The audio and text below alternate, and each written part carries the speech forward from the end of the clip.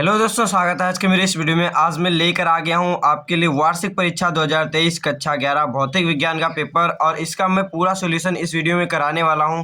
तो इस तरीके से ये पूरा पेपर है, और मैं आप देख लीजिए कि यहाँ पर मैंने पूरा सॉल्यूशन हर एक पेज पे हर एक क्वेश्चन का लिख के रखा है, और इसको मैं अच्छे से समझाने वाला भी हूँ। तो वीडियो में अंत तक बने रहिए। अगर आप चैनल पर नए हैं तो चैनल को सब्सक्राइब कर लीजिए, क्योंकि मैंने कक्षा 11 का पूरा जितने भी मॉडल पेपर हैं आपके साइंस साइड के पूरे मैंने करवा दिए हैं, और इसको मैं आज सॉल्यूशन करवा दे रहा हूं। और मैं इसके बाद 10th का और 12th का भी लाने वाला हूं मॉडल पेपर सॉल्यूशन, और कुछ इंपॉर्टेंट चैप्टर्स भी। तो चैनल को सब्सक्राइब रखें और अपने दोस्तों में भी वीडियो को शेयर किया करिए। और यहाँ पर आप देख लीजिए इस तरीके से ये पेपर है। चलिए शुरू करते हैं। तब यहाँ पर आप देखेंगे पहला आपका क्वेश्चन दिया गया है पेपर में भी, आपको देख लीजिए यहाँ पर पेपर में इस तरीके से दिया गया है। बल F दाब P तथा क्षेत्रफल A में संबंध है। तो बल F जो है आपका और दाब P और क्षेत्रफल A में जो संबंध है वो आपको बताना है। तो आप जानते होंगे कि दाब बराबर होता है बल बटे में क्षेत्रफल। तो यहाँ पर P बराबर F/A आपको आना चाहिए। तो यहाँ पर आप देख लीजिए सब में जिसमें भी P बराबर F/A आ जाए वो वाला आपका राइट आंसर है। तो यहाँ पर आप देखेंगे P बराबर A को आप यहाँ पर नीचे भेजेंगे तो F/A है ना। तो इस तरीके से आपका दाब का जो सूत्र है वो आपका यहाँ पर आ जाएगा। फिर आपको श्यान द्रव में सीमांत वेग से गिरने वाले पिंड का त्वरण ज्ञात करना है। तो ये पेपर में भी ये क्वेश्चन इस तरीके से दिया गया है। मैंने ये पूरा सॉल्यूशन जो है पेपर से ही किया है, तो इस तरीके से आप देखते रहिए। यहाँ पर श्यान द्रव में सीमांत वेग से गिरने वाले पिंड का जो त्वरण होता है वो शून्य होता है, क्योंकि इसको मैंने पिछले वीडियो में एक्सप्लेन भी अच्छे से किया था। वो आप अगर देखना चाहते हैं तो देख लीजिए जाके, नहीं तो यहाँ पर जान लीजिए कि ये शून्य होता है। श्यान द्रव में सीमांत वेग से अगर कोई पिंड गिरता है तो उसका जो त्वरण होता है वो शून्य हो जाता है। फिर आपका जो एक द्रव किसी ठोस के पृष्ठ को नहीं भिगोता है यदि स्पर्श कोण हो। तो अगर आपका स्पर्श कोण 90 डिग्री से ज़्यादा होता है तो आपका वो जो आपका द्रव है वो ठोस को नहीं भिगोता है। फिर आपका MT ऊपर में आपको -2 लिखा है, ये है आपका ये विमा। तो किस भौतिक राशि है। तो ये वाली जो है विमा वो किस भौतिक राशि की विमा है। तो इसको आप अच्छे से याद कर लीजिए कि पृष्ठ तनाव की ये वाली विमा है। तो इस तरीके से आपका ये वाला आंसर हो जाता है। फिर यहाँ पर आप देखेंगे I/I का मान होता है। तो I/I का मान 1 होता है, ये आप जानते होंगे। फिर आप 0 डिग्री का मान होता है। तो यहाँ पर आप पहला आंसर जब देखेंगे तब यहाँ पर 273 केल्विन लिखा है। तो आप तुरंत इस पर टिक मत कर दीजिए, आगे के भी इसके जो हैं उनको देख लिया करिए फिर टिक किया करिए, क्योंकि मैंने देखा कल जो एग्ज़ाम हुआ उसमें कई लोगों ने इसी को टिक कर दिया था। लेकिन ये है, लेकिन माना जाता है। लेकिन यहाँ पर आपका जब पूरा एक्यूरेट तरीके से दिया गया है 273.15 के केल्विन, तो यहाँ पर आपको इस पर टिक करना था, लेकिन यहाँ पर इसको कई लोगों ने गलत कर दिया। तो इस पर आप ध्यानपूर्वक करिएगा इसको। फिर आपका जो अगला प्रश्न दिया गया है खंड बा में, ये 6 अंक के प्रश्न है, एक अंक के प्रश्न पूछे गए हैं। यहाँ पर 0.07200 में सार्थक अंकों की संख्या है। तो इसमें जो सार्थक अंकों की संख्या है वो 4 है, क्योंकि दशमलव के बाद जो आपके अशून्य अंक होते हैं वहाँ से आपको ये सार्थक अंकों की संख्या गिनना होता है। तो इस तरीके से यहाँ पर 7200 ये 4 हो जाएंगे आपके सार्थक अंक। फिर आदर्श गैस समीकरण है। तो आदर्श गैस समीकरण जो होता है आपका वो होता है PV = nRT। तो यहाँ पर उस तरीके से लिखा गया है, ऐसे ही इसमें सब क्वेश्चंस थे। फिर आगे हम बढ़ेंगे अब अपने अगले नेक्स्ट पेज पे। तो यहाँ पर आप देखिए अगला प्रश्न पूछा गया है, न्यूटन की गति विषयक तृतीय नियम लिखिए। तो न्यूटन का जो तृतीय नियम है आपका गति विषयक, उसमें कहा गया है कि हर क्रिया की बराबर एवं विपरीत दिशा में प्रतिक्रिया होती है। तो इस नियम के अनुसार प्रत्येक क्रिया की सदैव समान एवं विपरीत दिशा में प्रतिक्रिया होती है। तो इस तरीके से आपको लिख देना था। फिर यहाँ पर आपको अगला है ऊष्माधारिता की परिभाषा लिखिए। तो इस तरीके से यहाँ पर इसमें भी दिया गया है, इसमें पीछे है। हाँ, ये आपका इस 1 नंबर वाले क्वेश्चंस में आपका ये 4 नंबर ऊष्माधारिता की परिभाषा लिखिए, ये अंतिम है इसमें। यहाँ पर आप देख लीजिए, किसी पदार्थ के द्रव्यमान का ताप 1 डिग्री सेल्सियस बढ़ाने के लिए आवश्यक ऊष्मा की मात्रा को उस पदार्थ की ऊष्माधारिता कहते हैं। इस क्वेश्चन को मैंने पिछले वीडियो में बताया था और अच्छे से एक्सप्लेन भी किया था। यहाँ पर आप देख लीजिए, किसी पदार्थ का द्रव्यमान का ताप मतलब कोई एकांक द्रव्यमान आप ले लीजिए किसी पदार्थ का, उसमें 1 डिग्री तापमान जब बढ़ाने में जो आपको ऊष्मा लगानी पड़ती है, यानी ऊष्मा की मात्रा जो प्रयुक्त होती है उसमें, उस पदार्थ की ऊष्माधारिता कहलाती है, उसी को आप ऊष्माधारिता कहेंगे। अब यहाँ पर आपको दिया गया है खंड सा, तीसरा प्रश्न है का नंबर, और इसमें इस तरीके से आप पेपर में देख लीजिए। ये खंड सा जो है 8 नंबर का पूरा है और इसमें 4 प्रश्न दिए गए हैं और चारों प्रश्न जो हैं आपके पूरे 2-2 नंबर के हैं। इस तरीके से इसमें सब नियम नियम नियम नियम पूछे गए हैं, नियम ही लिखने हैं सब।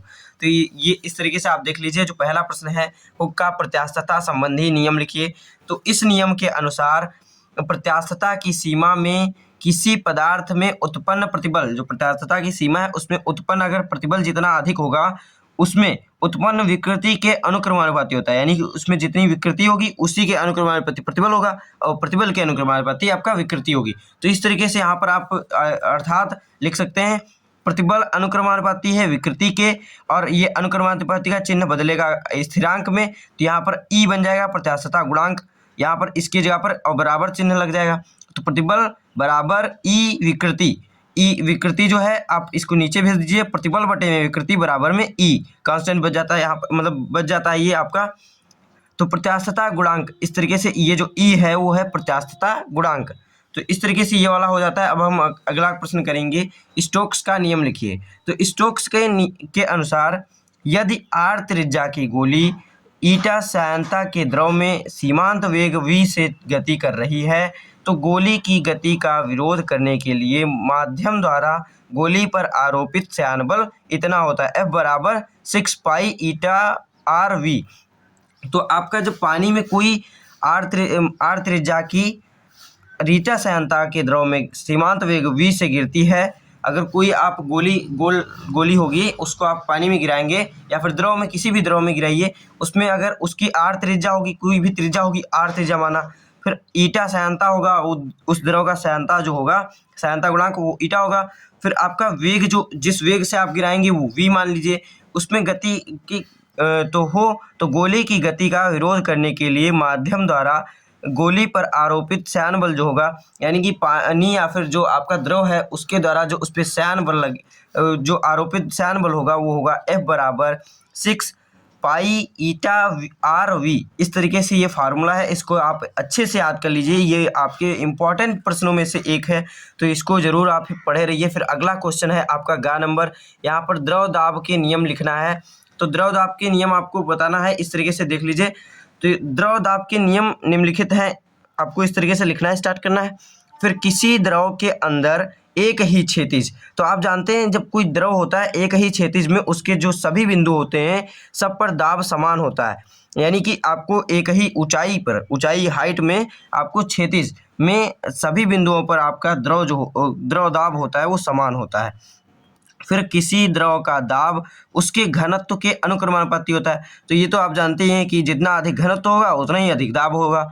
फिर आपका अगला जो है यहाँ पर टॉपिक पॉइंट दिया गया है, द्रव में डूबे पिंड की दीवारों पर द्रव द्वारा जो आरोपित दाब होता है पिंड के पृष्ठ के प्रत्येक बिंदु के लंबवत कार्य करता है, यानी कि आपका कोई भी पिंड है उसमें जो आपका द्रव दाब लगेगा वो हमेशा लंबवत ही लगेगा और किसी तरीके से नहीं लगेगा। फिर स्थिर द्रव में के भीतर किसी भी बिंदु पर दाब मुक्त पृष्ठ से उस बिंदु की गहराई के अनुक्रमानुपाती होता है। ये तो आप जानते हैं कि मुक्त पृष्ठ से जितना अधिक गहरा होगा उतना ही उसके जितना गहराई बढ़ेगी उतना ही उसका दाब बढ़ता जाएगा।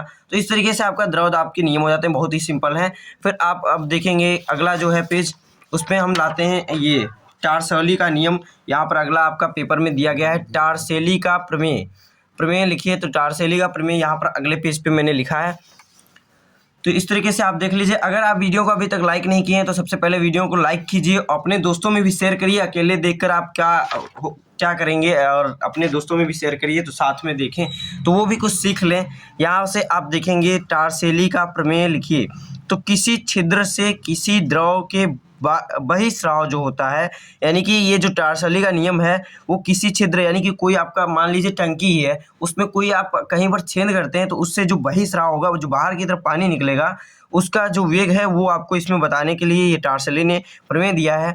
बहिस्राव का वेग उस वेग के बराबर होगा जो कि द्रव अपने स्वतंत्र तरल से छिद्र तक स्वतंत्रता पूर्वक गिरने में प्राप्त कर लेता है। यहाँ पर v बराबर √2gh, इस तरीके से ये सूत्र इन्होंने दिया। फिर यहाँ एच जो है, एच ये जो है ये पात्र में छिद्र की गहराई है, यानी कि टंकी के से जहाँ ऊपर जहाँ तक आप पानी भरें उस लेवल से जहाँ तक आप नीचे छेद किए हैं वो जो एच है वो वाला आपका ये पात्र का मतलब पात्र के छिद्र की गहराई हो जाती है। फिर जी तो आप जानते हैं का है, जी जितना आपका गुरुत्वाकर्षण लग रहा है।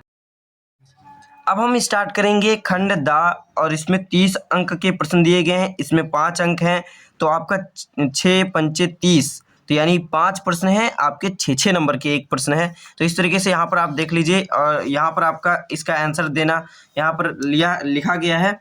तो चौथा प्रश्न यहाँ पर है पहला चौथे का तो किसी द्रव के श्यानता गुणांक की परिभाषा मात्रक तथा विमा लिखिए।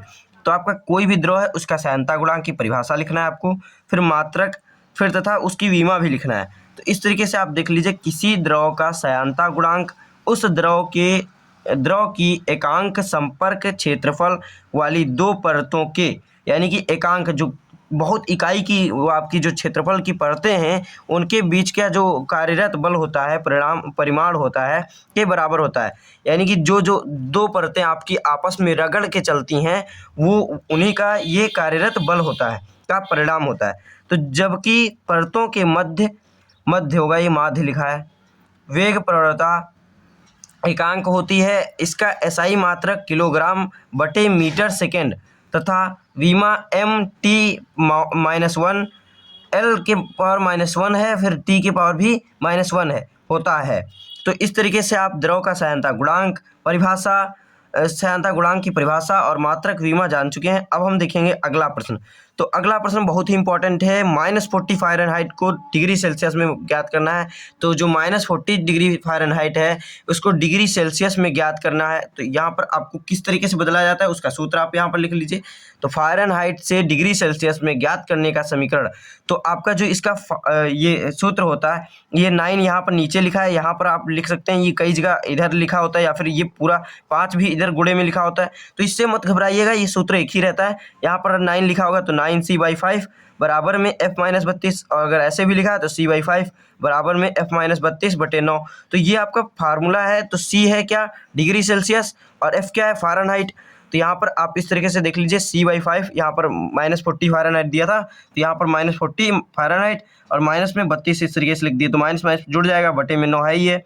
फिर आप इस तरीके से जोड़ने के बाद -72 पाएंगे बटे में 9, तो 9 8 72, इस तरीके से आपका 8 बार में कट जाएगा, तो -8 इधर आ जाएगा। फिर जो c/5 है -8 इधर है, तो इसको उधर अगर गुणा कर देंगे हम डिग्री सेल्सियस इस तरीके से लिख देंगे, बाद में -8 × 5 बराबर में यहाँ पर आपका -40 आ जाएगा।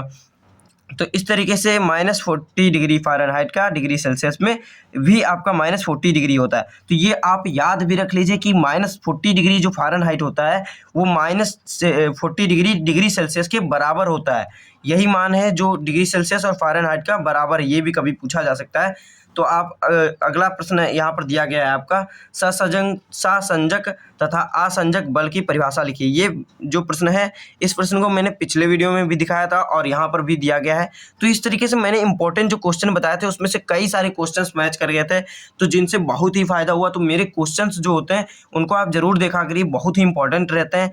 तो ससंजक तथा असंजक की परिभाषा जो है आपकी, ससंजक बल असमान पदार्थों के अणुओं के मध्य कार्यरत आकर्षण बल, जो आपका समान पदार्थों के जो आपका अणु होते हैं उनके मध्य जो कार्यरत आकर्षण बल है उसी को हम ससंजक बल कहते हैं। और असंजक बल जो है वो असमान पदार्थों के मध्य जो अणुओं के मध्य जो आपका कार्यरत बल होता है, आकर्षण बल होता है, उसे असंजक बल कहते हैं। तो बहुत सिंपल ही ये है, अगर आपका उदाहरण भी पूछता है तो आप बता सकते हैं। इसके लिए मैंने पिछले वीडियो में भी अच्छे से एक्सप्लेन किया है, उसमें कुछ इसके उदाहरण भी लिखे हैं, तो वहाँ पर भी आप देखिए। पिछला वीडियो अगर नहीं देखें तो बहुत गलत कर रहे हैं, पहले पिछला वीडियो देखिए फिर इसको देखिए तो और ज़्यादा कुछ समझ में आएगा और चीज़ें भी आपको सीखने को मिलेंगी।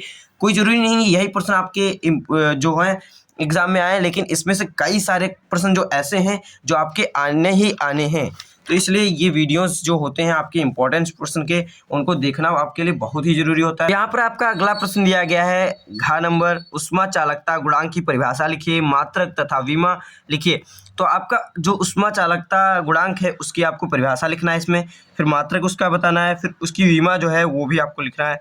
तो यहाँ पर उष्मा चालकता गुणांक की जो परिभाषा है, किसी पदार्थ का उष्मा चालकता गुणांक उष्मा की वह मात्रा है, यानी अगर कोई भी आपका पदार्थ है उसकी चालकता गुणांक जो है उसकी वह मात्रा है जो स्थायी अवस्था में उस पदार्थ के एकांक क्षेत्रफल के प्रति सेकंड 2 समांतर समतापी पृष्ठों के लंबवत प्रवाहित होता है। यानी कि कोई भी 2 पृष्ठ हैं जो आपस में टच हैं या फिर कैसे भी हैं, उनमें जो उसकी उष्मा, एक पृष्ठ की उष्मा दूसरे पृष्ठ में प्रवेश करती है, उसके लिए ये उष्मा चालकता गुणांक दिया जाता है, प्रवाहित होती है। जबकि पृष्ठों के बीच ताप प्रवणता एकांक हो, इसे निम्न व्यंजक द्वारा दिया जाता है। तो ये इसके लिए व्यंजक है क्यू बराबर के ए, और यहाँ पर theta minus theta 1 minus theta 2, और बाद में गुणे में आपका टी भी है, बटे में एल है।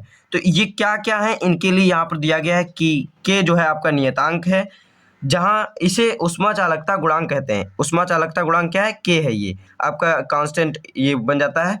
तो इस तरीके से यहाँ पर आप देखेंगे, यहाँ ए जो है, ए है ये फलक का क्षेत्रफल है, ये जो ए है ये फलक का क्षेत्रफल है, जो फलक आपस में टच है उसका क्षेत्रफल है। फिर जो थीटा माइनस थीटा है, तो ये क्या है, आपका फलकों का तापांतर होता है, तापांतर। फिर टी जो है समय है, फिर आपका यहाँ पर एल जो है वो है आपका फलकों के मध्य दूरी, फिर के का मात्रक, यानी जो ये उष्मा चालकता गुणांक है उसका मात्रक होता है जूल बटे मीटर सेकेंड डिग्री सेल्सियस। इतना ये इसका ये आपका फार्मूला मतलब मात्रक है। तो ये बहुत ही इंपॉर्टेंट है, इसको आप याद रखिए है। तथा इसकी विमा जो है इसी से आपका बन जाएगा mL/-3, फिर जो आपका ये थीटा है थीटा -1, तो यहाँ पर होता है। तो इस तरीके से ये आपका विमीय सूत्र हो जाता है और इसका ये आपका मात्रक हो जाता है। फिर इसकी ये परिभाषा हो जाती है। ये इंपॉर्टेंट क्वेश्चन है और इस पे कुछ न्यूमेरिकल्स आ सकते हैं, इसके लिए आप ये फार्मूला भी याद रखिए, बहुत ही इंपॉर्टेंट है। तो इस तरीके से ये हो जाता है। फिर अगला प्रश्न आपका दिया गया है उसी में खंड दा में, इसमें है ये अंगा नंबर, बर्नौली प्रमेय में दाब शीर्ष, वेग शीर्ष तथा गुरुत्वीय शीर्ष के लिए सूत्र लिखिए। तो ये क्वेश्चन भी मैं पिछले वीडियो में देने वाला था, लेकिन उसमें क्या हुआ, वीडियो आपको बहुत लॉन्ग हो गया था और मेरे पास उतना नेट नहीं था इनफ, तो इसके लिए हमें ये वीडियो नहीं, मतलब उसको, इस प्रश्न को उस वीडियो में मैं ऐड नहीं कर सका। और ये जो प्रश्न आपका है ये एग्जाम में पूछ लिया गया, तो कई लोगों ने कहा भी कि ये क्वेश्चन इंपॉर्टेंट था, फिर मैंने उनको बताया। लेकिन यहाँ पर आप इस तरीके से आप देख लीजिए, आपके साथ ऐसा ना हो। तो दाब शीर्ष जो है वो आपका होता है P/ρg। आपका जो बर्नौली प्रमेय है उसका आपने फार्मूला देखा होगा, उसको मैंने पिछले वीडियो में भी दिखाया था, इस वीडियो में भी मैं उसका दिखाऊंगा। तो यहाँ पर आप देख लीजिए, दाब शीर्ष जो होता है उसमें पूरा फार्मूले में बटे में आप रोजी अगर कर देते हैं तो उसके दाब शीर्ष, वेग शीर्ष और आपका गुरुत्वीय शीर्ष आपको पता चल जाता है। तो दाब शीर्ष है P/ρg, वेग शीर्ष है v²/2g, फिर गुरुत्वीय शीर्ष है आपका h।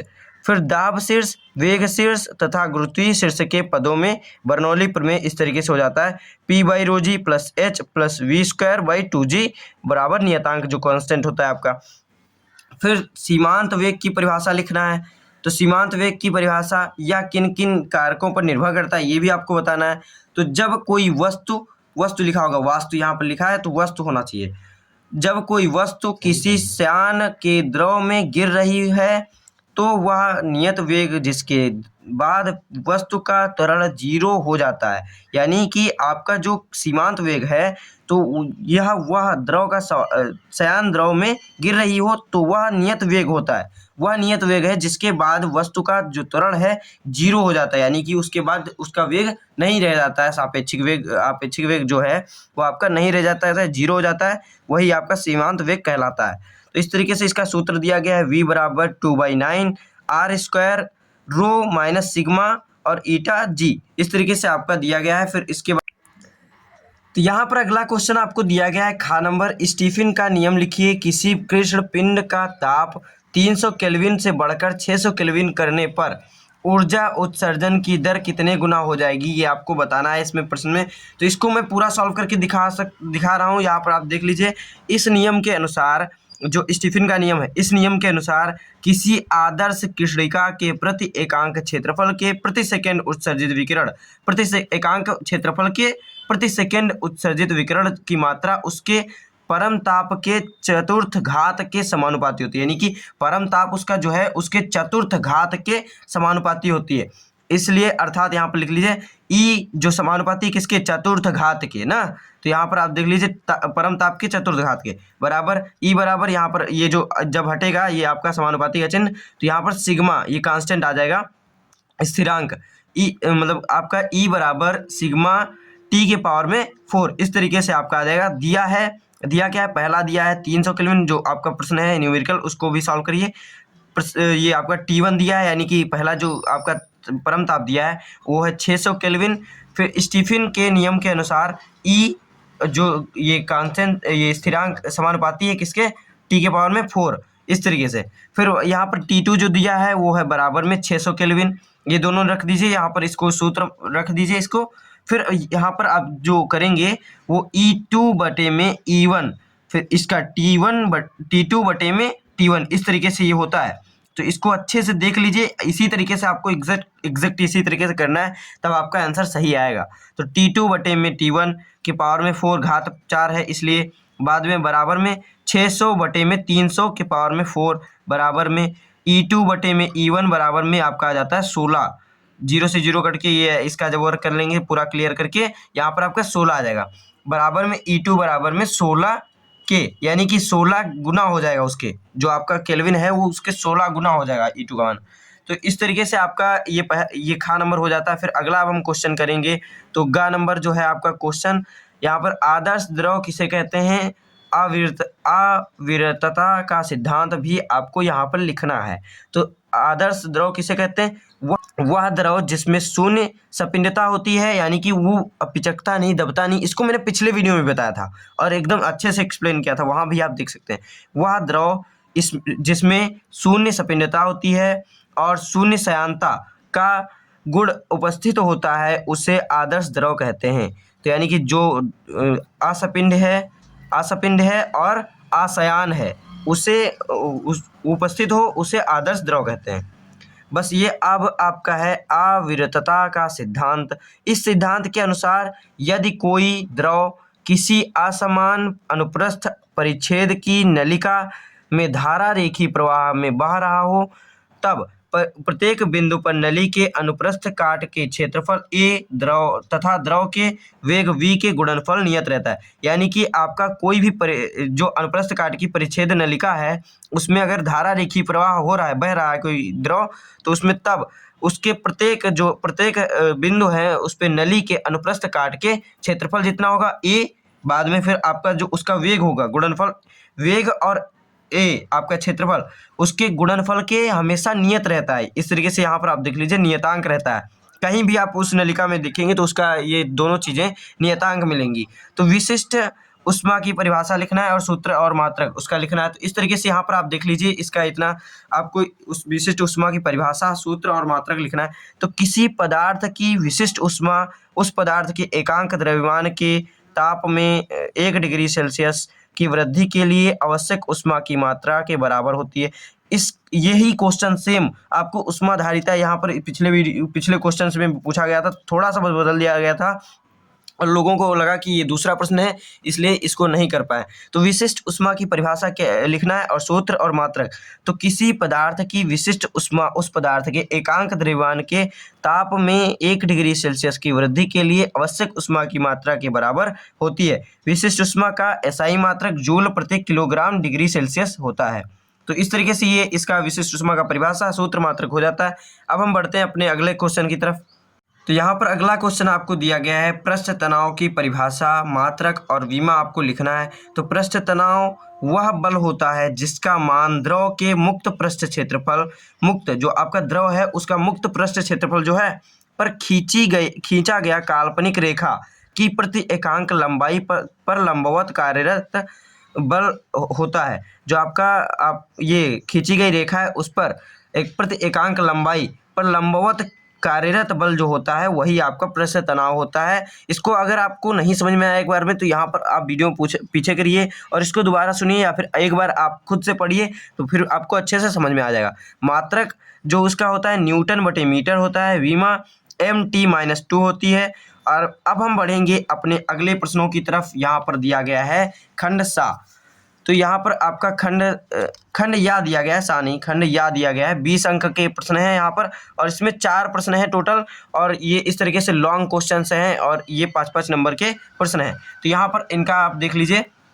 तो आपको यहाँ पर बताना है यंग प्रत्यास्थता गुणांक की परिभाषा लिखिए, सिद्ध कीजिए कि स्टील जो है रबड़ से अधिक प्रत्यास्थ है। तो प्रत्यास्थता की सीमा में किसी वस्तु की उत्पन्न अनुदैर्ध्य प्रतिबल तथा उसके संगत अनुप्रस्थ अनुदैर्ध्य विकृति के अनुपात को वस्तु के पदार्थ का यंग प्रत्यास्थता गुणांक कहते हैं। ये आपने पीछे भी देखा। फिर यहाँ पर आपका आगे दिया गया है माना स्टील, ये जो आपका अगला न्यूमेरिकल है वो मतलब सिद्ध जो करना है वो माना स्टील एवं रबड़ के तार की समान लंबाई L तथा समान त्रिज्या R है। इसके यंग प्रत्यास्थता गुणांक क्रमशः YS स्टील है, ये यंग प्रत्यास्थता गुणांक स्टील, यंग प्रत्यास्थता गुणांक आपका ये रबड़ है ना है। दोनों पर m द्रव्यमान लटकाने पर लंबाई, जो आप m द्रव्यमान दोनों पर लटकाएंगे तो उसमें जो आपका लंबाई में वृद्धि होगी क्रमशः डेल्टा LS, L यहाँ पर लंबाई में वृद्धि किसमें आपका स्टील में, और यहाँ पर डेल्टा LG यहाँ पर आपका उसमें परिवर्तन है, आपका ये जो रबड़ है उसमें है। तब स्टील के लिए यंग प्रत्यास्थता गुणांक आपका इस तरीके से ये हो जाएगा, फार्मूला रख दीजिए, वही रख करके इस तरीके से आप देख लीजिए। फिर रबड़ के लिए भी इसी तरीके से निकाल लेंगे। फिर आप रबड़ के लिए यंग प्रत्यास्थता गुणांक इस तरीके से रख देंगे, फिर यहाँ पर इस तरीके से निकल जाएगा। फिर पूरा क्वेश्चन इस तरीके से देख लीजिए। फिर यहाँ पर एक और पेज दिया गया है, इसमें भी कुछ बाकी है इसका, यहाँ पर देख लीजिए। अतः इतना आपको प्राप्त हो जाता है। तो यहाँ पर जो यंग प्रत्यास्थता गुणांक आपका स्टील का है वो रबड़ से अधिक होता है। ये आप जानते होंगे कि जो रबड़ है उसको थोड़ा ज़्यादा आप अगर खींच देंगे, आपको लगता है खींचने में कि हाँ ये अधिक बढ़ेगा, लेकिन स्टील आपका जो है बहुत ज़्यादा बढ़ सकता है, लेकिन रबड़ है कुछ समय बाद टूट जाता है। तो इसलिए इसका आपका स्टील का यंग प्रत्यास्थता गुणांक जो है अधिक होता है रबड़ की अपेक्षा में। तो यहाँ पर आपको अगला प्रश्न दिया गया है 7वां नंबर, किसी द्रव की पृष्ठ ऊर्जा से क्या समझते हैं, मुख्य पृष्ठ के प्रसार में किए गए कार्य का सूत्र प्राप्त कर लीजिए। पिछला क्वेश्चन मैंने पूरा अच्छे से पढ़ के नहीं सुनाया है, तो उसको आप देख लीजिए, पूरा देख लीजिए। और वीडियो लॉन्ग हो जाएगा, बहुत ज़्यादा लंबा हो जाएगा, इसीलिए मैं यहाँ पर सिर्फ आपको आंसर ये दोनों दिखा दे रहा हूँ। इनको आप अच्छे से पढ़ के समझ लीजिए। नहीं समझ में आता है तो मैं इसके लिए अगला नेक्स्ट वीडियो में बना दूंगा। तो यहाँ पर आप देख लीजिए, ये 7वां प्रश्न भी पूरा इस तरीके से देख लीजिए, ऊपर करके दिखा दीजिए आप। तो यहाँ पर ये पूरा देख लीजिए, ये पूरा प्रश्न इस तरीके से देख लीजिए। यहाँ पर इसका स्क्रीनशॉट ले लीजिए या फिर पूरा अच्छे से वीडियो पॉज करके लिख लीजिए, तब इसको आप पढ़ लीजिएगा। मिलते हैं अगले वीडियो में, तब तक के लिए धन्यवाद।